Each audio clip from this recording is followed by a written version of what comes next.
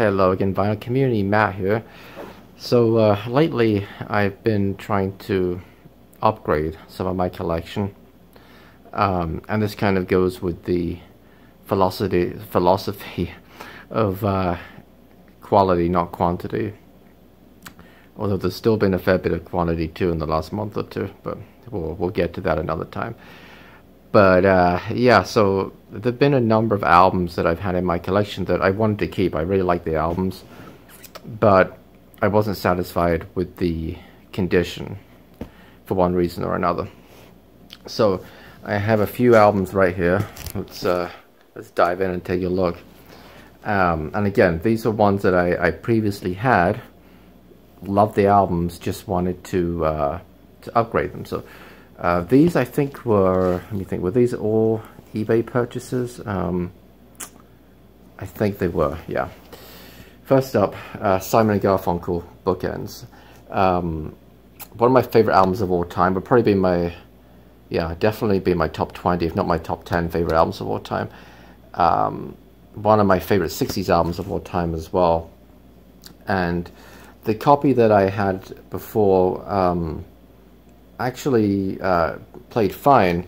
It's just that I wasn't pleased with the cover. Like, it had some kind of, not damage, but bends and things at the top. Whereas this one, still in the shrink, still has the hype sticker on it. So very pleased to pick that up. There's the back of it. Yeah. Of course, the big hit from this was Mrs. Robinson, but oh, what else is on here? Hazy Shade of Winter is on here. At the Zoo. America, that's one of my favorite Simon & Garfunkel songs. Old Friends, Faking It, that's a great song too. Save the Life of My Child, which I think is a very clever song. That's always been one of my favorites of those. So, and actually this has two hype stickers. We got the featuring the complete version of the hit Mrs. Robinson right here, and then the big sticker at the top, which just says Bookends, Simon & Garfunkel, and it says special bonus 4-color poster included. So there we go. I also picked up Duran Duran, Seven and the Ragged Tiger. This and the next two that I'm about to show you, I sent the old copies to Steve at Value Vinyl. He already made a video showing what I sent him, but yeah, so this again, it was really, the vinyl was okay before. It was just mostly the sleeve. You know, it wasn't in the best of condition, but Steve had said that he really didn't mind, and he's said that a number of times on in his videos that you know, pretty much records in any condition, send them his way. So I did. But yeah, so the big songs on this were The Reflex, New Moon on Monday, and Union of the Snake. So yeah, still in the shrink, still got the hype sticker on it. Very pleased to pick that up. I also picked up Into the Gap by the Thompson Twins. Again, Steve got my old copy. This one is still in the shrink with the hype sticker up here. Still has the original price sticker on it too. It looks like it cost $6.88 back in the 80s. And this has most of their big hits on it, actually. Hold Me Now, 80s classic, you know. Doctor Doctor, which is my favorite song of theirs. You Take Me Up, and Sister of Mercy were also hits. So yeah, love me some Thompson Twins. And then last but definitely not least, the Beatles, Sgt. Pepper's Lonely Hearts Club Band. The copy that I had, the vinyl was actually beautiful. And again, I'd sent my old copy off to Steve, and he had commented how nice the record was. I think he posted it on Facebook, and like how, you know, the record was playing flawlessly. And yeah, the record was great, and it was I think it was an original US pressing. It was on the Rainbow Capital label, but the sleeve was not great. It was had it had a big seam split, a lot of ring wear, and it was yeah, the sleeve wasn't great. But so I'd always said, you know, one day I would upgrade it, and this is the purple Capital version. I think this was released in the late 80s, I think. But this version's just beautiful. It's not in the shrink or anything, but it's, I would put it probably in near mint condition. I mean, there's really not a mark on it, just very nice, and the sleeve's beautiful. So, yeah, I've been upgrading. Again, really just this notion of quality over quantity. You know, we all have a wish list, right? There's always albums that we'd like to get, so it's not like that stopped by any means.